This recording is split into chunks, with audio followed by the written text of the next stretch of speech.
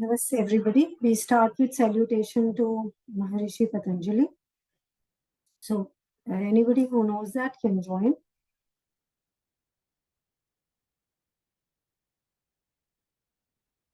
Yogena chittasya padena vacha malam sharirasya cha vaidakena yopakarotam pravaram munina patanjalim pranjaliranatosmi आबाहु पुरुषाकारम् शङ्खचक्रसिधारिणम् सहस्रशिरसं श्वेतम् प्रणमामि पतञ्जलिम् श्रीमते अनन्ताय नागराजाय नमो नमः।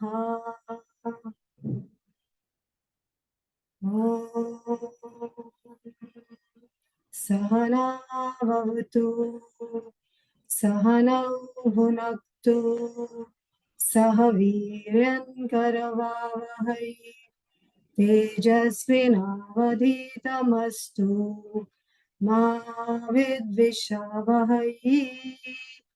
ॐ शान्ति शान्ति शान्तिः।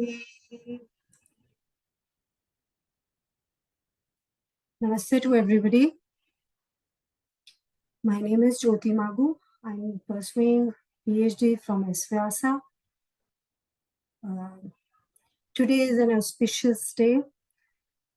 It's a Saraswati Puja today. Saraswati is goddess of learning. So we thought today we'll start this series wherein we just try to share few things from yogic texts in small little ways what we can. So we thought of starting with what other better day than today. Since it's a first session, we thought we'll just start with some foundational topic. That's why we've chosen the topic from Yoga Sutra, Foundations, first 4 sutras of Yoga Darshana. Yoga Darshana is, hopefully we all are aware, is one of the 6 darshanas, Indian philosophies, which talks about yoga, and it also gives the means, tools of yoga to reach a certain goal, which is Kaivalyam. That's in short about the book, about the text. However, today we'll be just starting with first 4 sutras. The first sutra, which is Atha Yoga Anusashanam, has 3 words. Atha, we'll go word by word of this sutra. Just try to understand. Atha is, actually Sanskrit is a beautiful language which has multiple meanings.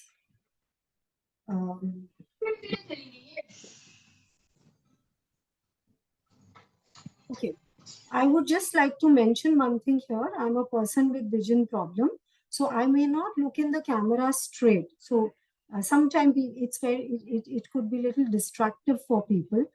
So I may not see very straight in the camera. Please excuse me for that. All right, so we start with the first sutra, which sets the tone, which introduces the topic of yoga.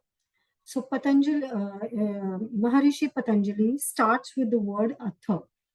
Like I was mentioning, Sanskrit language is such a vast language which has multiple meanings for each word. So we'll try to see some meanings which are relevant for our study, for our understanding. So atha is a word which normally everybody understands with a meaning now. So atha means now, in present.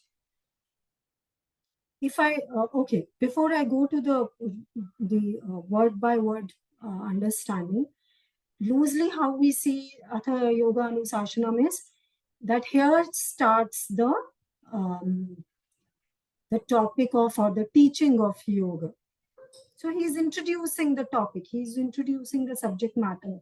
The author, Patanjali, is introducing the subject here, which is yoga. All right, so Atha Yoga Anusachanam. Atha means now. Atha can also mean an auspicious thing. So when, okay, yoga is like, we know, it's always learned through lineages normally, unlike today world when we go to universities, institutions and also learn. But traditionally, classically, yoga is something you learn from a guru. You learn from a teacher. Who has learned from a teacher? So you don't learn that from the books classically. You don't learn that from YouTube classically. So when they start something very auspicious, they start with a very auspicious word, which could be a prayer. So Atha, this one meaning of Atha is that it's a prayer. It is actually the first sutra is also called Pratigya Sutra, because the word Atha also means Sankalpa, Pratigya. So we in the sense the teacher and the student takes Pratigya or commitment that now we start the teaching of yoga. So it's a very auspicious word. So when we take a commitment, we have to be ready, genuinely ready. So Atha could be readiness. All right, now we move on to our main word of our main topic, which is yoga. Yoga has again multiple meanings. Yoga, according to Patanjali, will be introduced in the next sutra. However, yoga has more meanings than that, not just only the second sutra which says yoga chitta vritti nirodha. There are many more meanings of yoga.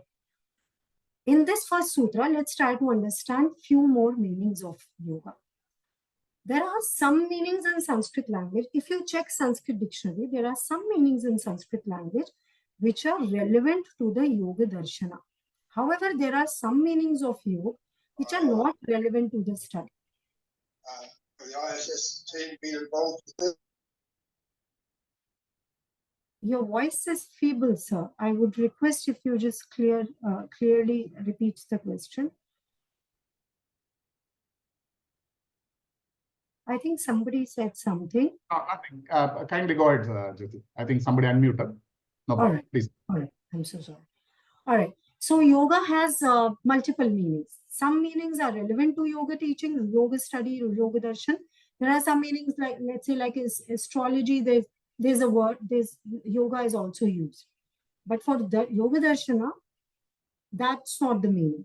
We will now see some other meaning which are relevant to yoga, the teaching. So for that, there is Sanskrit dictionary called Amarkosha. That is created by Amar Simha, a Kashmiri king. He was a king who was well versed in Indian philosophy. So he created in Sanskrit dictionary. In that, there are some meanings which are mentioned. We would just throw some light on that. Just it's a first session, so it will be good to understand the foundation of yoga. So first word as per that dictionary, let's say there are 5 words we'll be discussing today. Sangati, Upayam, Sanhanam, Dhyanam, and Yukti. So we start with Sangati. Sangati has the word Sangha in it, which means coming together. So yoga, we as students of yoga, we understand yoga is connection. Yoga is union, which means Sangati. So union of what? Union of could be union, again, union of many things we can understand. So it is union of body and breath. It could be union of body, breath, and senses. It could be union of body, breath, senses, and the mind. It could be union of the mind and the consciousness, which is our Atman. It could be union of the individual consciousness with the supreme consciousness, which is Jivatma and Paramatma. So it's union, basically. In different contexts, only in Vedic philosophy, we use the word Jivatma, Paramatma, union of Jivatma, Paramatma. So it's union of all these things. Could be these things, depending upon the context. Yoga also, this is another, we have to understand, I repeat, that these meanings are not as per Maharishi Patanjali. These are mentioned in the dictionary. Maharishis will be in the next sutra. So, second meaning of yoga as per Amar Kosha is upayam. Upayam means means, which means vehicle. So, for example, if we have to go from point A to point B, so to reach point A to B, we have to have a vehicle. We have to have a means to reach to another point. That's yoga. So, for example, I'm based out of Chennai. If I have to move from one point in Chennai to another point in Chennai, I may choose walking. So in that case, my legs would be the upayam. I may take a car. I may take a bicycle. I may take a bus. So whatever I choose would be the upayam to reach the goal or the particular point. So yoga could be upayam. Upayam, okay. So yoga takes us from what point to what point could be the question. So yoga has a capacity. Yoga takes us from dukkham to sukham. Yoga takes us from yoga can actually take us to our goal. Yoga takes us from yoga would take us to freedom. So right now we are subject to rebirth. With the help of yoga, we may reach a state where we are free, which is moksha or nirvana or kaivalyam, whatever you say, to the goal. So it is an upayam. Upayam is combination of two words here, upa plus ayam. Upa means near, ayam means something which moves. So it takes you nearer to the goal, to the destination, is something we have to understand. Another meaning of yoga is sanhanam, which means kavacham, protection. It gives protection. It gives protection from what? It has a capacity to protect us from disease, to protect us from old age, to protect us from dukkham again. So by doing yoga, of course, yoga therapy helps us to protect from diseases. So when it comes to therapy, it could protect us from when we are already experiencing some disease or illness, or it also helps us to prevent the disease. So it protects both ways. It protects us from the old age. We do yoga, and old age means again ailments or it in different ways. It just delays the process. It helps us.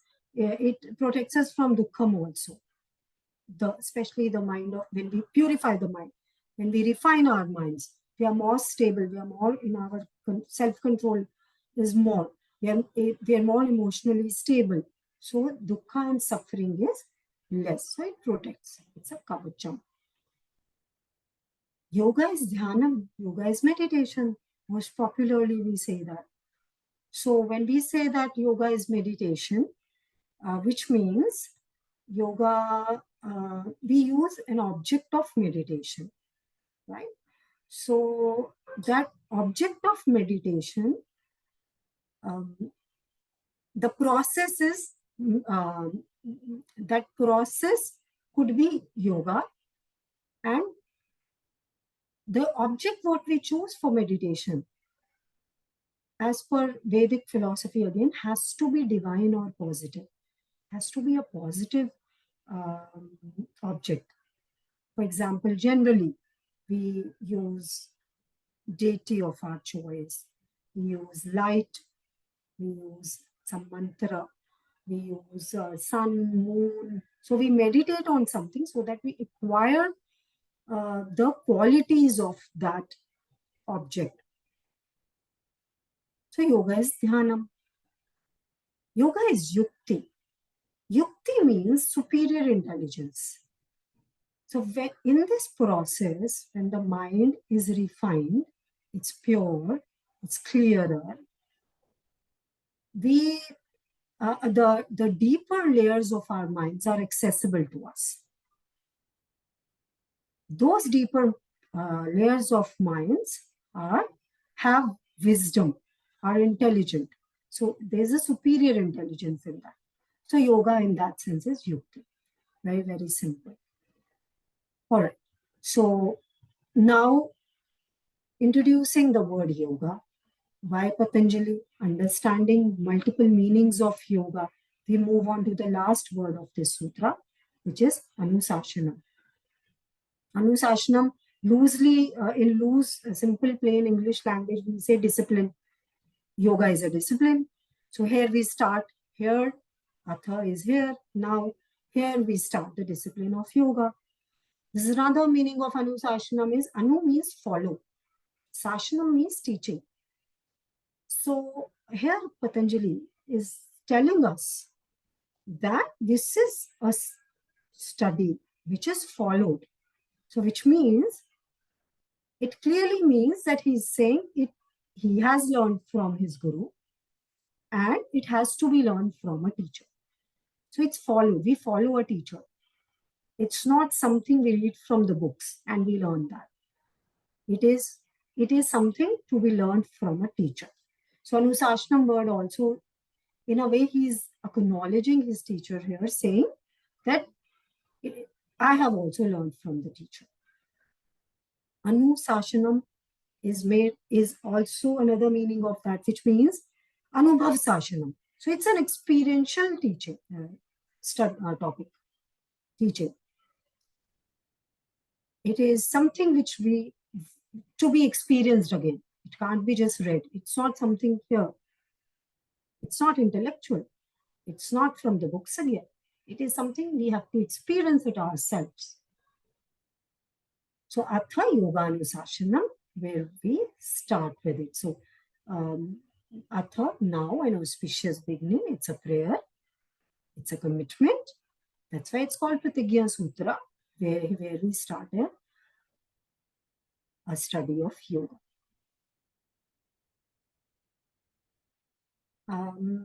I would move on to all the four. If you have any questions, I would request you to note it down rather than asking in between.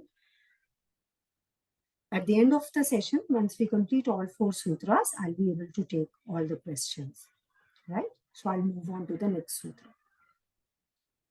Now we move on to the actual, the sutra where he defines what yoga is.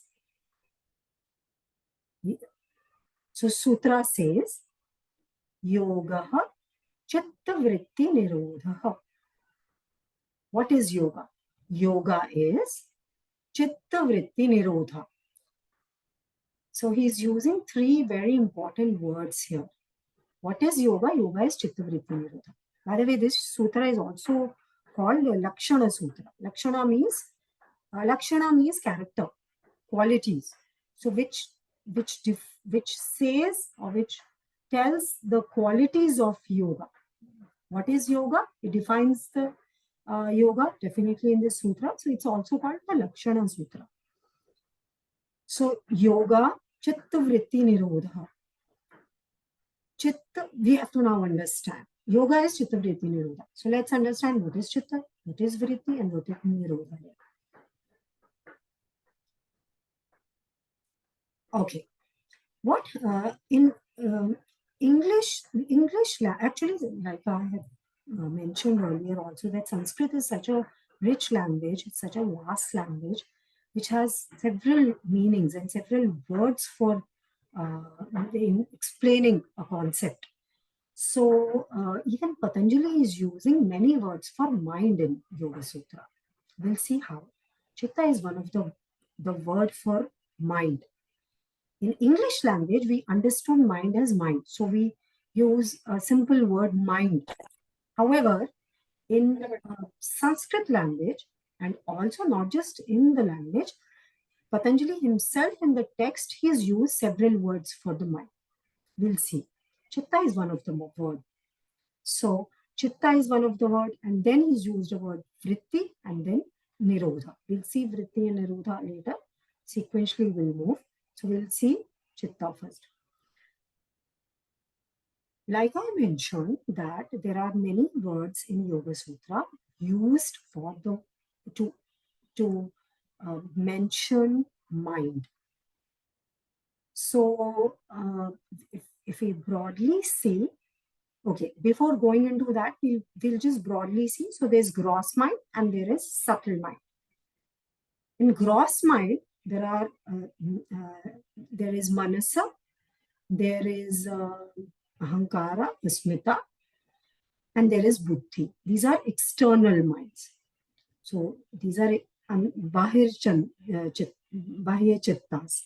There are anta chittas also, the internal minds, which are chitta again, chitta, and then pratyaya and sattva.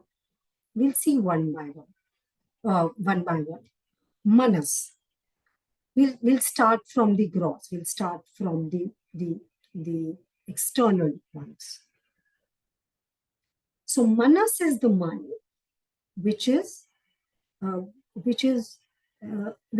senses, which uses senses, which uses vishaya. So manas, so sensory vishayas it uses.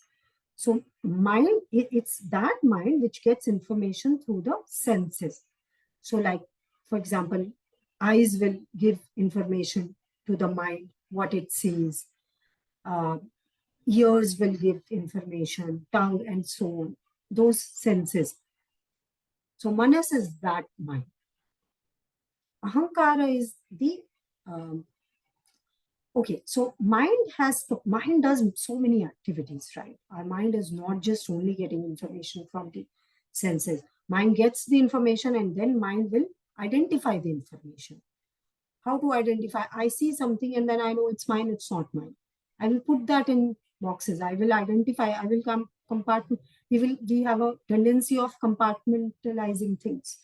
So we identify things, objects, through that ahankara or asmita. So that identification, it's mine, it's not mine, is done through ahankara or asmita. And then again, we don't stop just there. We have to analyze. It's mine, okay, I like this, I don't like this. Yeah. So it is something useful for me, it's not useful for me. Here comes buddhi, which analyzes, which evaluates. That's the job of the buddhi. So these three are the external minds. So manas gets the information, and then identification happens, and then the evaluation happens. When we basically evaluate things, yeah, that happens. Then we mind also. Then there's another mind called chitta. Chitta.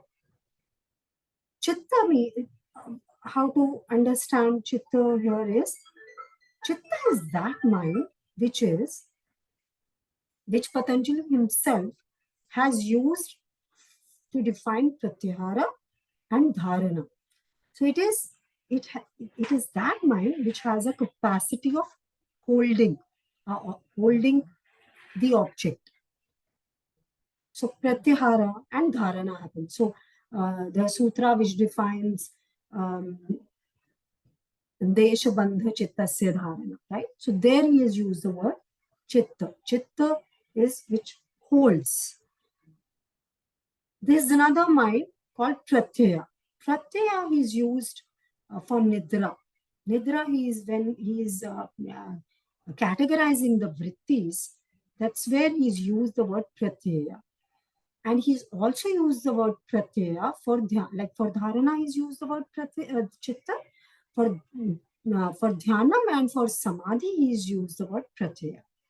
So when he says tatra pratyaya ekatanata dhyanam, he's used the word pratyaya to define dhyanam, to define meditation, to define dhyan. So tatra pratyaya ekatanata dhyanam. Pratyaya mind is a subtle mind, of course. Internal minds are subtle states of the mind, and they are, especially Pratyaya mind is a fluid mind, which doesn't have fluid means it doesn't have boundaries. So that's why. So in dream also, in sleep also, we there's no boundary that only this has to happen. Anything can happen, right? I mean, we can move a fluid state. In dhyana also, we move. We are not just bound to the gross body. We move. So it's a fluid state. Pratyaya is that state. So subtle, deeper state of mind. Even in samadhi, he's used that when he says Tadeva Arthamatra Nirbhasa. Tadev means the same. Same. He's used Tadev is the indication for in samadhi also he's using the same mind, the pratyaya mind. There's another, so chitta, pratyaya, and then the most refined mind is, these are heavy things. I understand it takes a lot of time to understand. Just keep on noting if you have questions. If it's in my capacity, if I know, I'll be able to answer it. I myself took a long time to understand all this. So, all right. So there's another kind of mind which Patanjali has mentioned in Yoga Sutra, that is sattva mind. Sattva is used which while explaining kaivalyam. So sattva is the mind which is when he says sattva purushayo shuddhi samya kaivalyam. So it's that mind which is like, so for example, if water is clear, just understand through a very simple example, is if water is still and if it's clear, we can see everything down, right, underneath. Similarly, if mind is clear, it can see consciousness, Atman. So there are no, it is beyond the impressions of the mind. So that's sattva mind, which is that kevalyam, the state where we reach kevalyam, that mind. Now, all that is categorizations of minds while understanding the word chitta. Okay. Now we come back to our sutra. Yoga chitta vritti nirodha. So what is yoga? Yoga is when vrittis of chitta. Chitta is mind. We understand that. Now what is vritti? Vritti, again, in simple word, if we say it is activity. Some activity happens in the mind. That's vritti. So activity happens, we say that activity, we say movement, we say fluctuation, we say modifications. So there are different words we use for understanding the word vrittis, which basically means movement or activity of the mind. Nirodha means control or cessation. So if we understand what is yoga, we understand yoga. Yoga is cessation of the movements of the mind. Loosely we say that. So does it mean that yoga is passive? There's no activity at all? When we say yoga is cessation of the movement of the mind, it means a yogi is not active at all. That's not actually Patanjali wants to say here. Patanjali wants to, here we understand activity. When we say, we have to understand activity of the external mind. Since you know the external minds and the internal minds now, so activities of manas, buddhi and ahankara are controlled or are restrained, and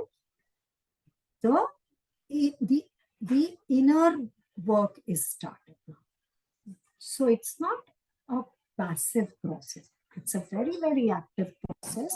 Rather, when the mind is in gross things, the mind is distracted. When we function normally in society, we all function out of manas, ahankara, and buddhi, right? That mind is a distracted mind. The more subtler mind, the mind which is closer to the consciousness, to the Atman, is more focused mind. It's more wise, intelligent. Yukti, remember, superior intelligence. That's what, then those things are accessible once we are in this state. Now, to have a better understanding, we'll see vrittis we understand as also like transaction, give and take. So mind will give and take. Yeah. So when that transaction, those activities are in control or are restrained, that word nirodha, that's yoga.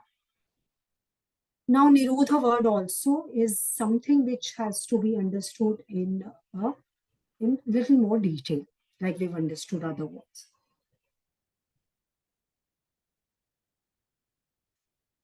Here, the first commentary of Yoga Sutra, Vyasa, he has explained 5 states or 5 bhumis of chitta.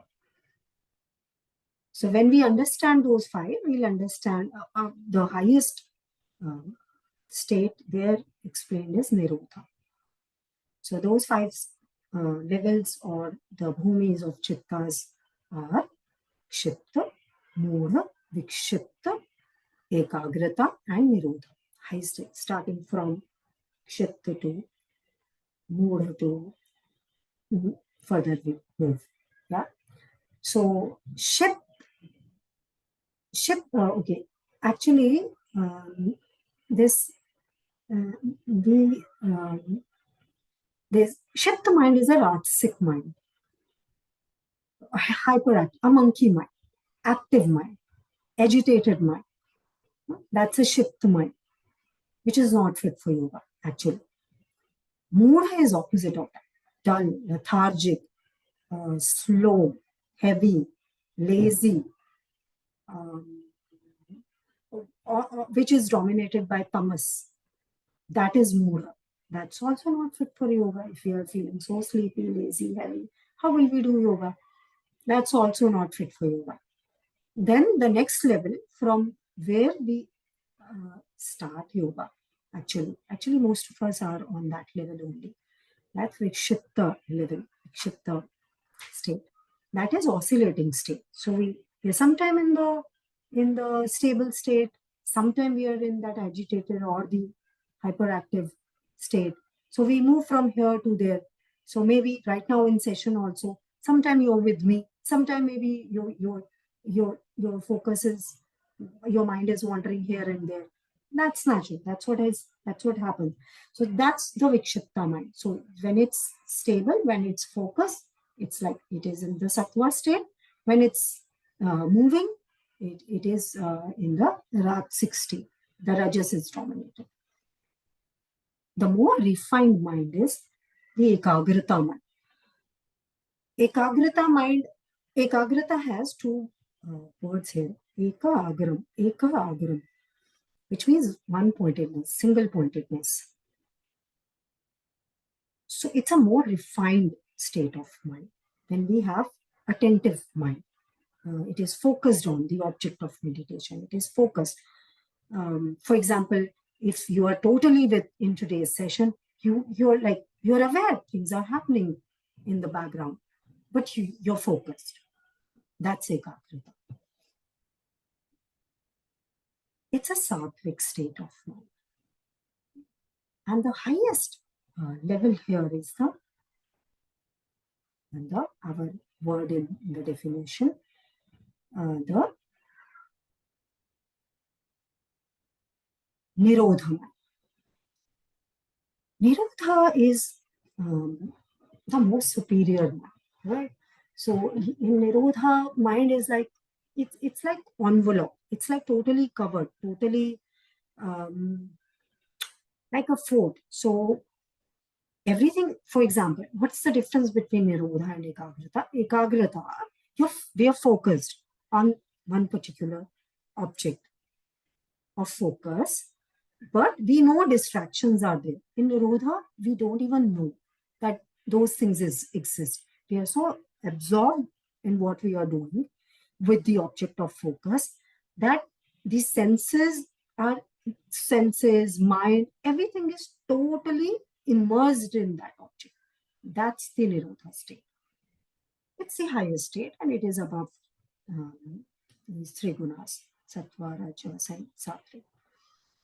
So, Patanjali says, when chitta vrittis are at that nirodha stage, that's yoga. The vrittis of the chittas are at that state, it is yoga. We have to understand that. All right. Now, I will move on to next sutra.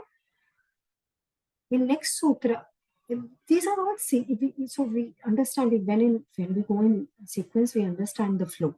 So in the next sutra, he's smart enough to give us a purpose of yoga, you can say, or to give us a benefit, to tell us what's the benefit of reaching that state, what's the benefit of reaching that level. We put in so much of effort, we do that. There should be some benefit attached to it, right? Otherwise, we won't do it if we do not have anything what we get out of it.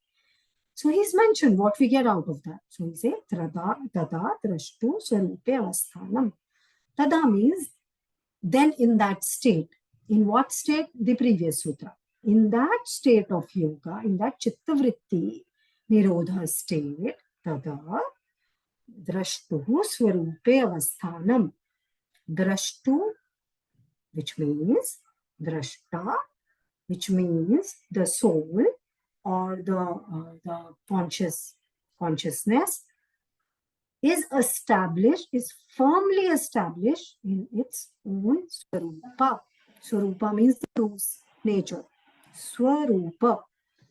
Tada drashtuhu swarupe avasthanam. Avastha is firmly established in avasthanam. So in that state of yoga, drashta, purusha, whatever you understand, consciousness, Atman, is firmly established in its own real self, true self. What's the true self? We'll understand. But before that, we'll just see what do we mean by drashta. Like I said, drashta is Atman, the individual consciousness. That's drashta. Purusha, we understand. That's drashta. Patanjali has used the word drashta for that. So when Purusha is established in its own real nature, because in this sutra, Patanjali is talking about its real, Drishta's real nature. That's why the sutra is also known as Swarupa Sutra. So we are understanding the Swarupam of Drishta. So when we say in that state, reaching that state, drashta is in in its own self, the nature. What do we understand by that? Nature means what? Nature of drashta is what? Nature of drashta is full of knowledge, full of ananda, joy. That's, we say, Atma's innate, natural nature is to be happy, full of joy. It has the gyan. When we understand gyan, it is not the gyan which we get through books. It's not the gyan that somebody is master of a language, somebody is master of some skill, or somebody has read so many books. Not that gyan. That gyan is an inferior level of gyan. That's not Drishta's gyan. That's not Atman's gyan. That's not something Patanjali is referring here. So when he says gyan, it means, oh, okay, so all that gyan, that language or whatever, bookish, all that gyan is the benefit of the external mind, manas, ahankara, buddhi, right? We associate with something I like, which comes out of attachment. Something I like, so I will go deeper in that, and we will become really pro in that. That's the job of the external mind. But we are not talking of that. Already we've understood that yoga is beyond all that. So when we go beyond all that, it means another level of knowledge he is mentioning here, which we get in that when establishing a deep relationship with consciousness. All right. So how actually we have to understand this.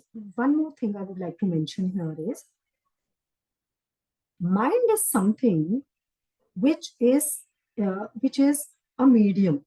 Okay, it's a medium of perception which helps consciousness, the Atman, to perceive or to experience, understand, comprehend the world around us, right?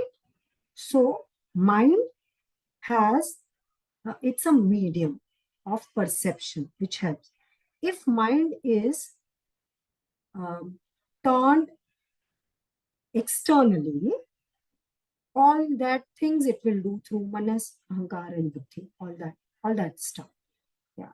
If it turned internally, then uh, uh, then we get into dhyana, establishing a very deep relationship with the object of focus. We get into different layers of mind. Getting into all those layers of mind, the result is we get gyan. Here, that gyan, so we have filled off that superior gyan. So Swarupa is that, when we have to understand the nature of Swarupa. It is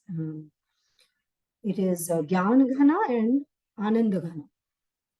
So, which means it has that superior knowledge. Ananda means what? Joy, happiness. So I get something of my choice, I'm happy. Is Patanjali talking about that happiness here? We have to think again. Because, again, those things are the sensual things. I get something, those things are getting out of attachments, are getting out of raga, are getting out of expectations. All that is functioning of the external mind.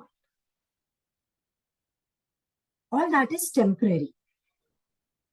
So, in Swarupa self, it's the ultimate joy, which is not dependent upon things. Something is there, fine. It's not that fine. That joy. When we are establishing that self, that is the real self. Moving on to the next sutra. It says, which is again, so here Patanjali is in the third sutra, Patanjali is giving us a carrot, why you should do that. Purpose of doing yoga, that you reach that higher level of doing. What if we don't do that? He will tell us that also. He will say, if you don't do that, what will happen to you? So he is kind of warning us. When you don't do that, what happens to you? So vritti, vrittaya, sarupyam,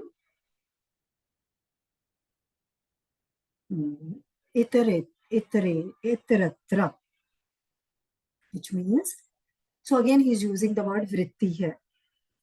Vritti means when we are not, so when he says vritti here, you have to understand he is referring to the chitta vritti. So when we are not in the state of chitta vritti, so we are in the state of sarupam. What is sarupam? There's a difference between swarupam and sarupam. Swarupam is the real self.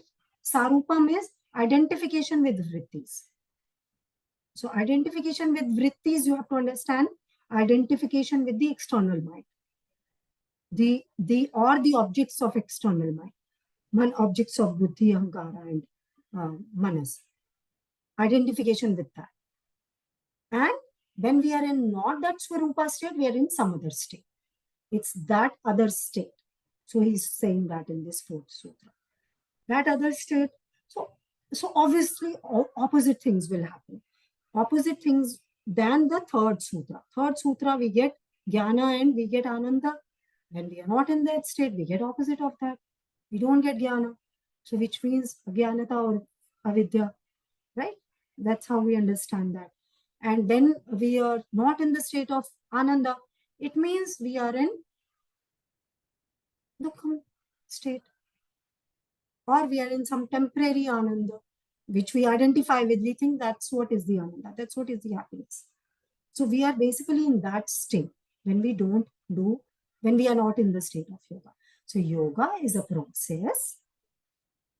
We see that yoga is a process in which we direct our mind to a chosen object of meditation or direction, chosen direction, and we stay there. We stay there. It's not just we reach there and we come back. We sustain that state without any distraction. That's yoga. In simple words, without any distractions. I would like to close here. And if you have any question, please go ahead. I open the floor for question and answer.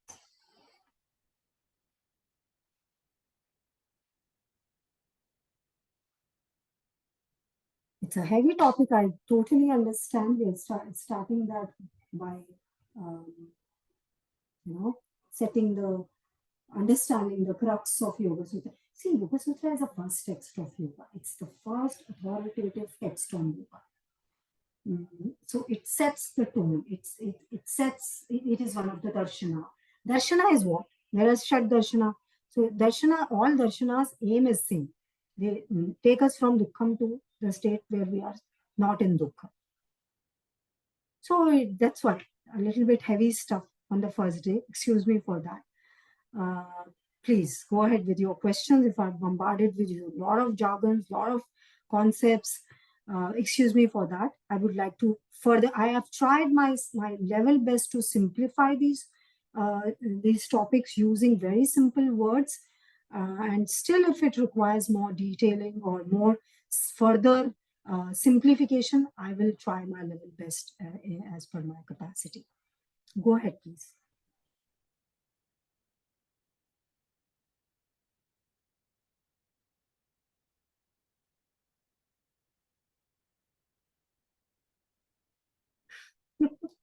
As a teacher, I understand there could be few possibilities. Either people are sleeping, of course, it's a heavy thing, or people have understood everything, that there are no questions, or people have understood nothing at all. So, what to ask, we don't know. What's the condition? Somebody please tell.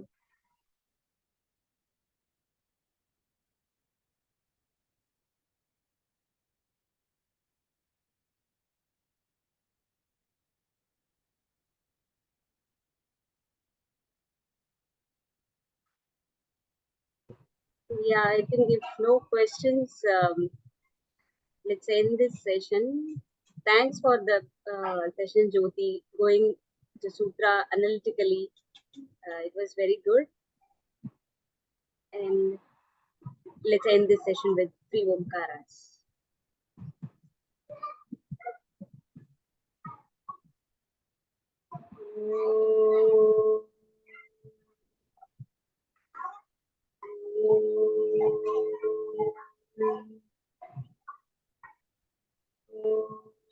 Shanti.